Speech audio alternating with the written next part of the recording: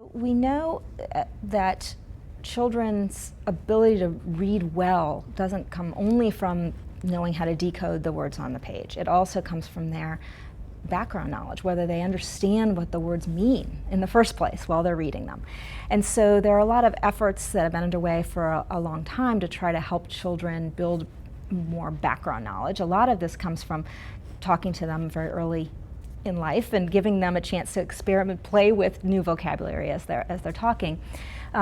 But we're seeing some interesting efforts underway to help immigrant families work with their children in building background knowledge. So one example that we found is in the little town of Millbridge, Maine, where there are several families there who have preschoolers and early elementary age children that may not have been exposed to the words that might be associated with different science concepts, for example.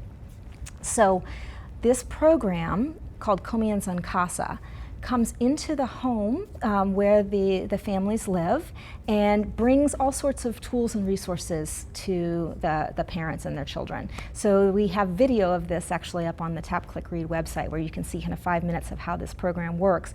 And they bring iPads to the families that have been already loaded with various children's picture books and activities that one can do around, say, a particular science unit concept. But they also bring print books and other kinds of manipulatives that might help the children learn a particular concept.